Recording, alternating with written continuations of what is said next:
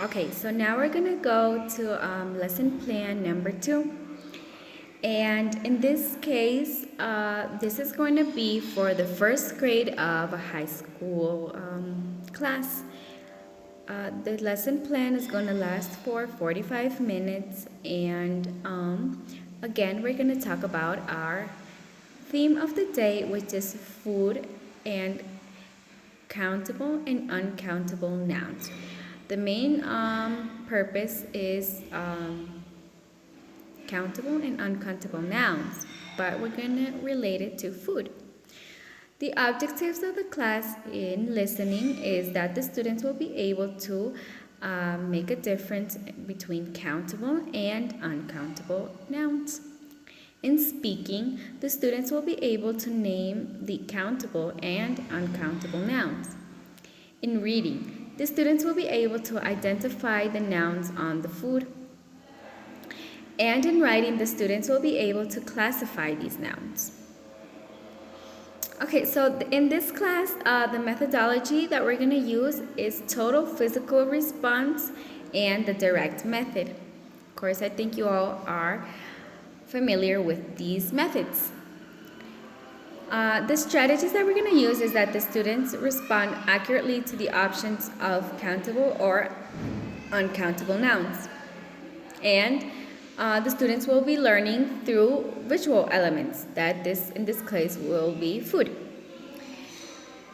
Okay, for the anticipatory set, the teacher brainstorms vocabulary on food that the students usually eat, either in their house or in restaurants.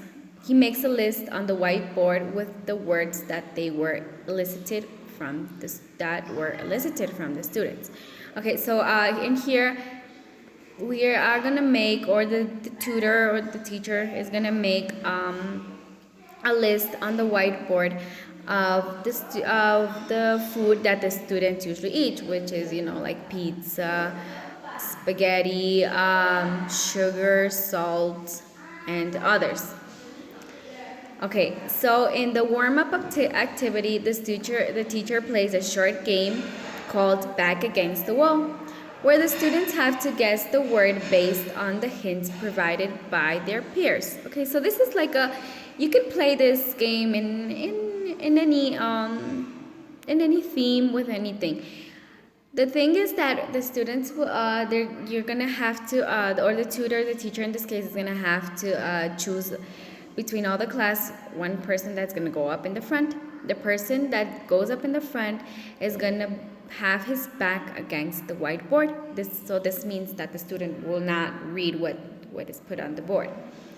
And then the teacher is going to write something in the whiteboard, and the class is going to try to mimic or maybe talk about what is written on the whiteboard. So this way that the student that's been chosen and is up in the front will guess the word that is up in the whiteboard.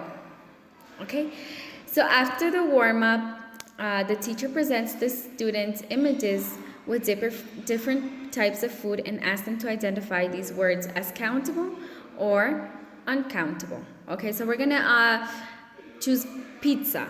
Can we count or can't we count pizza? Can we count or can we not count meatballs? Can we count or can we not count sugar? Can we count or can we not count milk? So this is what the teacher is going to present the image, and he's going to ask the students if they can or if they cannot count that certain image that's been demonstrated. So after this, the teacher shows the images once again, but this time with the correct answers. He asks the students to create a chart with the nouns in 2 separate categories, countable and uncountable. Okay, so this time he's going to present the students the images, and he's going to try to tell them whether they were or whether they were not countable. So this way the students in their notebooks or in a piece of paper depends on the teacher. They will create a chart where they will divide it as when in one side will be countable nouns and in the other will be uncountable nouns. So if we want to make the students get a little not distracted, a little motivated or something, we can make them not just write the word, but we can also make them, draw and picture. Depends on what the teacher wants. Okay, so then the teacher shows the food vocabulary once more and asks the students to raise their left hand if they think that the word is countable and their right hand if it's uncountable.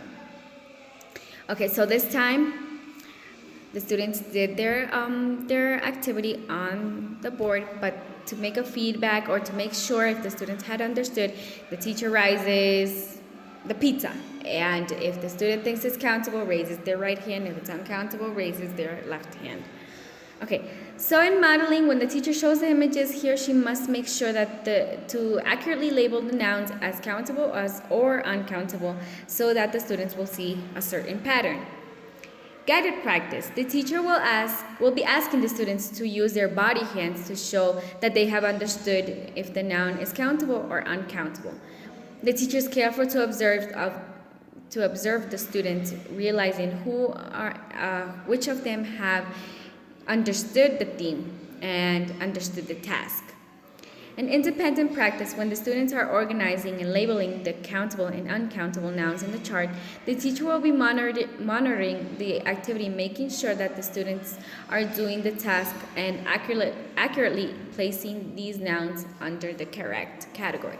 So as the students divide their groups, the teacher's going to be walking around and making sure that they're labeling it correct and have understood.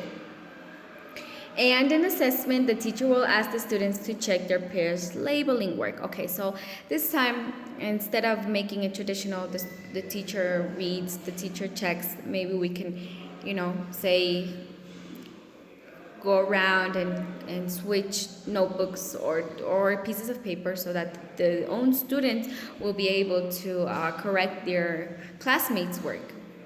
Okay, so this is it for lesson 2, and like I said, it's going to be a short lesson. It only has 45 minutes because this is the average time that a teacher has to give his or her class in English, and that's it.